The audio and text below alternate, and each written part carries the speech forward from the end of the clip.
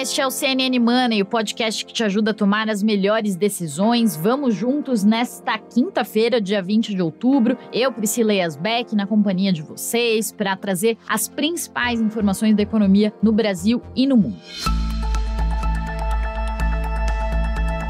Bom, vamos falar sobre contas públicas. Hoje a gente abre o CNN Money falando sobre o relatório da IFE, que é a Instituição Fiscal Independente do Senado. Antes que vocês troquem de podcast, quero dizer que eu vou tentar traduzir aqui os números das contas públicas de uma forma didática para a gente conseguir entender esses números que são importantíssimos e que trazem um impacto enorme para a população, trazem um impacto enorme para a nossa economia. Bom, alguns dos destaques desse relatório, que é bem extenso, inclusive é possível consultar esse relatório, ele fica aberto para quem quiser consultar, é só dar um Google, colocar relatório da IFE, você acha tranquilamente, ou até no Twitter da IFE, você consegue achar facilmente o relatório, é um relatório extenso, tem mais de 50 páginas, mas quem quiser depois se aprofundar, tem dados bem interessantes. O que esse relatório mostra, né? Primeiro é importante falar que a IFE é um órgão independente do Senado, né? Então ele faz esses cálculos falando sobre projeções da economia, sobre os gastos públicos e as contas do governo. Então, de uma forma geral, o relatório ele mostra que as perspectivas para 2022 estão sendo revisadas para cima. Os dados de 2022, arrecadação do governo, PIB, inflação, todos estão sendo melhorados ou estão vindo acima do esperado, melhor que o esperado para 2022. Mas o relatório também traz alertas para 2023. Então ele vai na mesma linha do que vários economistas têm alertado, de que 2022 é um ano positivo para a economia, os estímulos estão surtindo efeito, os números estão reagindo, estão surpreendendo positivamente para cima, mas para 2023 existe uma preocupação em relação às contas públicas e também uma desaceleração aí prevista para nossa economia. E aí a IFE ela faz o seguinte, ela coloca um cenário base, que é o cenário mantido que está previsto no orçamento, ou seja, o que está oficialmente dito pelo governo, e o cenário alternativo, que é o cenário baseado no que a IFE está escutando de propostas, tanto de Lula quanto de Bolsonaro, para o ano que vem, como, por exemplo, extensão do auxílio para R$600 também para o ano que vem, porque isso não está no orçamento previsto para 2023, não está oficializado no orçamento, mas tanto Lula quanto Bolsonaro falaram que devem levar o auxílio para R$600, também prevê a continuidade de algumas desonerações, de isenção de tributos federais. Então o cenário base, ele não traz essas questões que não estão previstas no orçamento. O cenário alternativo, ele traz essas questões que estão colocadas nas promessas de campanha, mas que não estão ali no papel do orçamento. Bom, dito isso, qual que é o cenário base dele, só para passar por PIB e inflação? Para PIB nesse ano eles projetam um crescimento de 2,6% e para o ano que vem 0,6% sem os estímulos no cenário base e 1% com os estímulos mantidos, com auxílio em 600, desonerações, isenções de tributos. Também prevêem para inflação um cenário de 2022, inflação de 6,4%, eles revisaram para 5,8%, assim como o mercado também estão prevendo uma inflação menor para esse ano, e para 2023 passaram a projeção de inflação de 4,9% para 4,8%. E aí um dos primeiros destaques que eu vou fazer são dois, mas um dos primeiros destaques que eu vou fazer aqui do relatório é que eles também falam sobre o saldo das contas públicas, tanto para esse ano quanto para o ano que vem. Para esse ano, havia lá no começo do ano,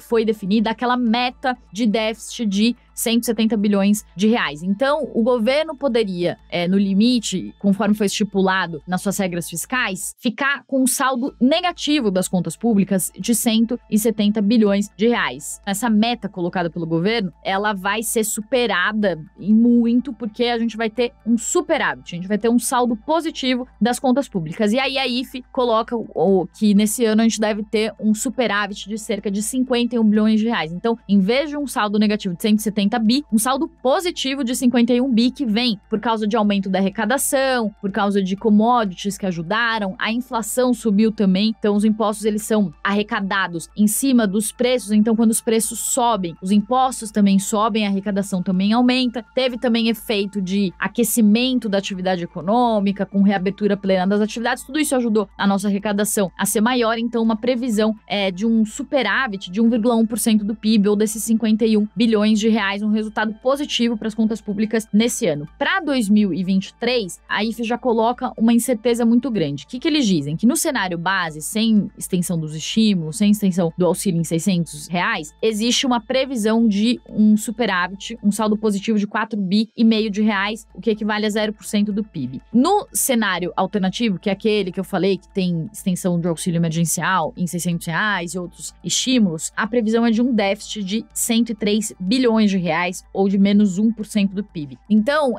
que isso quer dizer? Quer dizer que a gente não tem certeza nenhuma do que vai acontecer em 2023, porque aí coloca que a gente pode ter tanto um superávit, um saldo positivo de 4,5 bi, até um déficit de 103 bilhões de reais. E talvez esse déficit de 103 bilhões de reais seja o cenário mais provável, porque, de fato, os dois candidatos já falaram que devem fazer a extensão desses estímulos para o ano que vem. Mas a gente conversou com a Vilma da Conceição, que é diretora da IFE, e ela falou exatamente sobre esse alto grau de incerteza para o ano que vem e sobre essas perspectivas bem alargadas, que variam tanto de uma possível superávit, saldo positivo, quanto até um déficit, um saldo negativo de 100 bilhões, mais de 100 bilhões de reais. Vamos ouvir.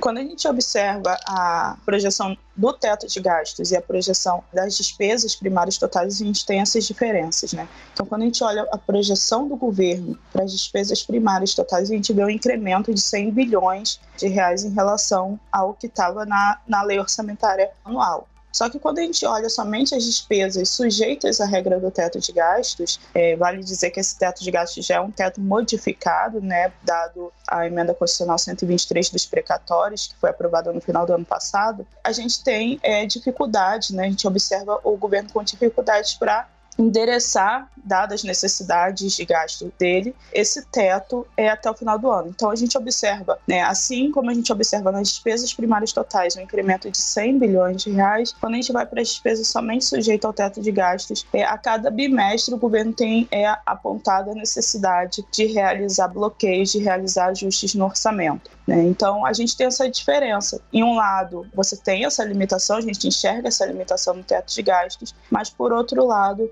o governo consegue, né, através de mudanças na legislação, incrementar o gasto primário total, que esse gasto, né, vale dizer, não está sujeito à regra do teto de gasto. Então, por exemplo, essa PEC dos benefícios um incremento de 40 bilhões de reais, mas são 40 bilhões de reais que não estão sujeitos nem à regra do teto de gastos, nem à meta de resultado primário. Um outro ponto destacado também pelo relatório da IFE, que é o segundo destaque que eu queria fazer aqui, é sobre as despesas nesse ano. Então, o que eles mostram? Que da LOA, da Lei Orçamentária Anual, que foi apresentada no começo do ano, para agora, houve um acréscimo de gastos de 100 bilhões de reais. Esse acréscimo de gastos, ele veio principalmente por causa de 3 despesas que foram adicionadas, né, ao orçamento, que são uma sentença judicial que o governo federal teve que pagar para a Prefeitura de São Paulo relacionada ao Campo de Marte, que dá 24 bilhões de reais, créditos extraordinários da pandemia, que dão 23 bilhões de reais, e a PEC dos benefícios, que fez a extensão e a expansão do auxílio para R$600 e que representa 40 bilhões de reais. Então, somando esses gastos extras e mais alguns outros, são 100 bilhões a mais de gastos do governo do que foram projetados no começo do ano e que apareciam na LOA. Então, qual que é a questão e o que a Vilma colocou sobre isso? Que a regra do teto de gastos, ela está completamente fragilizada e o teto de gastos perdeu credibilidade. Por quê? Lembrando, o teto de gastos é aquela regrinha que impede que as despesas de um ano para o outro subam acima da inflação. Então, o cenário que a gente tem é de despesas subindo acima do que o teto permite, 100 bilhões a mais de gastos nesse ano, então o teto ele não está conseguindo fazer efeito. Ele não está impedindo que despesas inesperadas surjam. E aí a gente volta para toda aquela discussão que houve quando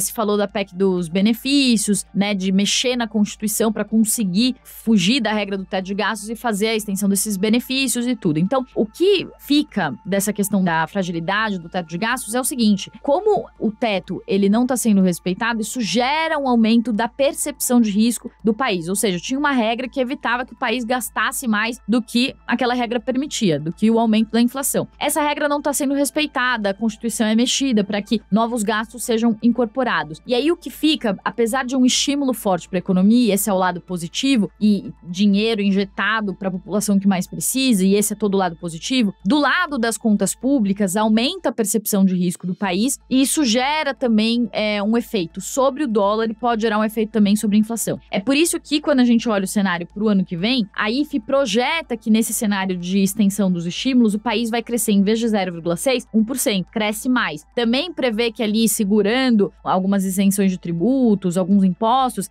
a inflação fica um pouco menor, fica em vez de fica um pouco abaixo de 5%, então tem uma projeção melhor tanto para PIB quanto para a inflação com a extensão desses estímulos. Mas tem também aquela projeção de que, em vez de um superávit, a gente pode ter um déficit, em vez de um saldo positivo de 4 bilhões, pode ter um saldo negativo de 100 bilhões, e a dívida pública também acaba piorando. Então, no cenário base, sem os estímulos, a dívida fica em 79,2% do PIB no ano que vem, segundo as projeções do IFE. Com o cenário alternativo, com a extensão dos estímulos, fica em 80,7%, tá? Então, assim, toda essa numeralha aqui, vocês podem esquecer, mas só para dizer o que a IFE diz, que a economia cresce mais, a inflação também se segura um pouco mais, se esses estímulos forem mantidos, também se os impostos, o teto dos impostos forem mantidos, isenção e tal. Porém, o que acontece é que a qualidade e a saúde financeira das nossas contas públicas piora. Então, isso traz perspectivas de piora na percepção de risco do longo prazo. E aí, para isso, o que acontece, que a Vilma estava explicando, é que o Banco Central ele vai ter que deixar os juros mais altos por mais tempo. Por quê? Existem duas formas de se controlar a inflação. Uma é por meio dos juros. Você aumenta juros, o Banco Central aumenta juros para conseguir controlar a demanda e, com isso, combater a inflação. E a outra forma é o governo ter um controle mais rígido sobre os gastos, para evitar que os gastos maiores do governo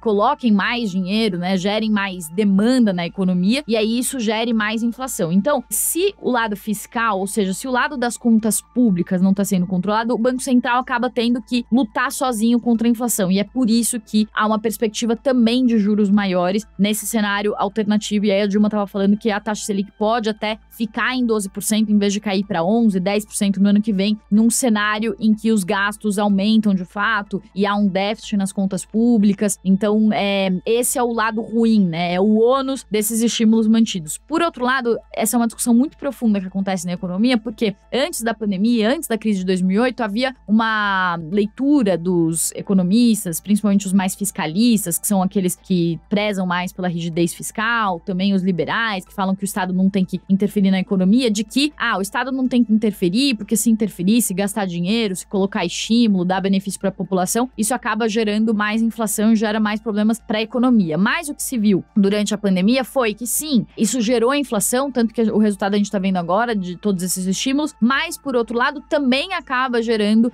alguns outros indicadores positivos, aquece a economia e tal. E a discussão do momento é, qual que é o equilíbrio disso? O quanto que as economias podem ser estimuladas e o quanto que é razoável ter de inflação e, consequentemente, de juros, e o quanto não é razoável e as economias não têm que ser estimuladas para não chegar num determinado patamar de inflação e de juros. Então, essa é a grande discussão no momento no mundo, nas economias globais. O quanto que os governos têm que estimular em situações como a situação que a gente viveu agora de pandemia, e o quanto isso é prejudicial para a economia, porque no fim das contas acaba gerando inflação e faz com que os bancos centrais tenham que subir juros, que é o cenário que a gente está vendo neste momento. Só mais um ponto que é importante sobre essa discussão de contas públicas, porque ontem foram detalhados os bloqueios que foram feitos no orçamento. Esse ano, o orçamento teve que ter um bloqueio de 10 bilhões e meio de reais. O último bloqueio anunciado, que foi em setembro, foi de cerca de 3 bilhões de reais. E aí o governo não estava divulgando de onde ia cortar, porque bloqueio é basicamente o governo ter que cortar gasto de algum lugar para fazer frente a despesas que cresceram. Então, cresceram despesas obrigatórias com previdência e salário, o governo teve que cortar de alguns lugares ali para conseguir acomodar essas despesas. E aí tem que fazer cortes em ministérios. E ontem foram detalhados, a Globo pediu, por meio da Lei de Acesso à Informação, quais eram os ministérios que iam ter esses cortes, foram divulgados, e aí cerca de 88% desses gastos são de 3 pastas: desenvolvimento regional, cidadania e saúde. Então, são 3 pastas que estão sendo afetadas. Desenvolvimento regional cuida do Minha Casa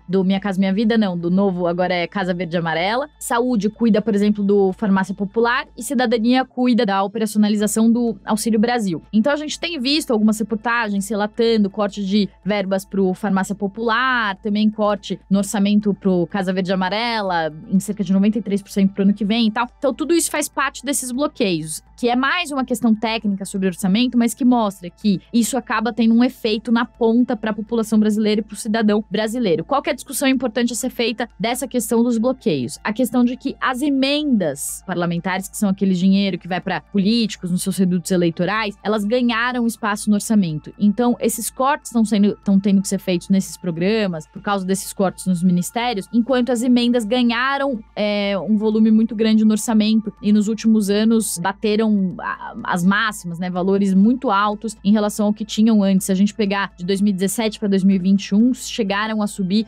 270%. Então, as emendas ganharam muita força dentro do orçamento. E o que isso significa? Significa que o Congresso, porque essas emendas vão para parlamentares, para senadores, para deputados, o Congresso está ganhando um poder muito grande sobre o orçamento público. E quando a política ganha um poder muito grande sobre o orçamento público, congressos parlamentares, o risco é o que é prioritário para a população ficar em segundo plano. E isso sim tem acontecido, né? Então, desenvolvimento regional, por exemplo, é o ministério que cuida da Codevasf, que teve aquela questão toda da compra de tratores e tal, por meio de emendas. Então, toda essa história tá ligada. Então, se o dinheiro é escasso, né? Se tira de um lado, falta do outro. Então, se os políticos, eles ganham poder sobre o orçamento, os ministérios perdem. Então, os cortes que são feitos, eles estão ligados também ao fato de que o orçamento está sendo usado cada vez mais para atender prioridades de políticos em detrimento do que é prioritário para a população como um todo. Bom, feito então esse comentário aqui amplo sobre gastos públicos, porque ontem teve muita notícia importante sobre isso. Vamos falar sobre os mercados, vamos falar sobre a abertura dos mercados. Os mercados voltaram a ter uma aversão ao risco grande por causa dos dados de inflação do Reino Unido e da Europa, que eu falei ontem, da zona do euro, que ficaram nas máximas em décadas, 9,9% na zona do euro, 10,1% no Reino Unido. Isso voltou a despertar, né, ou reacendeu, digamos assim, os temores de aumentos de juros fortes dos bancos centrais pelo mundo e também com isso esfriamento das economias e um risco alto de recessão. E além disso, nos Estados Unidos saíram os dados do livro bege, que medem a atividade econômica no país, e também houve falas de um dos membros do Fed, do Neil Kashkari, que é o presidente regional do Fed de Minneapolis, e tanto o livro bege quanto o Kashkari mostraram o livro bege que a atividade segue aquecida em alguns lugares, que os custos para as empresas seguem aumentando, e o Kashkari também falou que o mercado está aquecido e que talvez a inflação não tenha atingido o pico. Ou seja, são dois elementos ali que continuam confirmando a perspectiva de inflação americana pressionada e também de juros elevados por mais tempo. Com os Estados Unidos mantendo os juros elevados, eles puxam a régua dos juros no mundo todo. Então, é mais do mesmo. Cenário de aumento de juros, cenário de esfriamento das economias, juros brigam com bolsa, né? Tiram a atratividade da bolsa, os juros altos, levam para renda fixa. Então, isso é ruim para os mercados. É por isso que ontem os mercados caíram. Hoje a gente está vendo os mercados andando meio de lado, também meio mais para queda. Na Ásia, é importante também trazer um destaque que a moeda japonesa, o iene, ficou bem perto da barreira psicológica de 150 ienes por dólar, depois de bater uma mínima de 32 anos, chegou a 149,93 ienes por dólares, e é importante falar sobre isso, porque isso também tem a ver com toda essa questão de aumento de juros no mundo. Então, enquanto todos os bancos centrais estão aumentando juros, liderados aí pelo Banco Central americano, no Japão, o Banco Central japonês está mantendo juros ultra estimulativos, perto de zero ou até negativos. Então, os investidores, eles não têm incentivo para levar o dinheiro para o Japão, porque eles vão ganhar nada levando dinheiro para lá, não vão ganhar juros levando dinheiro para lá, então eles levam para outros lugares. Então, quando o dólar sai do Japão, a moeda se desvaloriza. Então, é isso que está acontecendo com o iene. Só que mesmo assim, o Banco Central já falou que não vai subir os juros, porque não quer esfriar a economia. O que pode ser feito, algumas autoridades sinalizando ali, é mais uma intervenção no mercado de câmbio, entrar com compra de título, coisa do gênero, para conseguir segurar essa desvalorização desvalorização do iene, porque uma moeda se desvalorizar muito também torna aquela moeda muito fraca frente às outras, então para importar coisas para o país, tudo fica muito caro, então isso gera também inflação. E aí o cenário que fica é que talvez o governo japonês, o Banco Central japonês tem que fazer uma nova intervenção no mercado de câmbio, lembrando que fez a primeira intervenção desde 98 no mês passado, então é algo muito atípico, mas que pode acontecer por causa da situação complicada por lá. E aí, passando rapidamente por bolsa aqui, ontem foi o dia das petrolíferas, o petróleo subiu, então depois daquela previsão de que os Estados Unidos vão usar uma parte das suas reservas estratégicas, que deu uma ajudada ali no petróleo a cair um pouco momentaneamente, o petróleo voltou a subir porque ontem saíram dados de estoques de petróleo nos Estados Unidos mostrando que a oferta vai ficar mais apertada do que a esperada, e com uma oferta mais apertada, os preços sobem. Com isso, o petróleo subiu no mundo todo, ajudou as nossas petrolíferas por aqui, a 3R e a PetroRio foram alguns dos destaques. E com isso também o Ibovespa acabou fechando em alta de cerca de 0,5%, enquanto os índices lá fora chegaram a cair por causa dessa situação toda de inflação subindo no mundo, na Europa, preocupando essas falas dos membros do Fed lá nos Estados Unidos e também o livro bege. Dito isso, CNN Money de hoje fica por aqui. Eu agradeço demais a todos vocês pela companhia, desejo a todos uma ótima quinta-feira e amanhã tem mais. Tchau!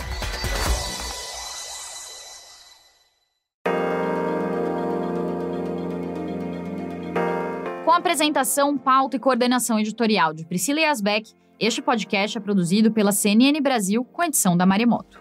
Produção, Larissa Coelho e Fabrício Julião. Edição e sonorização, Felipe Gomes. Coordenação técnica, Paula Weinder e Felipe Gomes. Coordenação de produto, Verônica Schneider. Você também pode ouvir o CNN Money no site da CNN Brasil. E aproveite para conhecer os nossos outros programas em áudio. Acesse cnnbrasil.com.br/podcasts.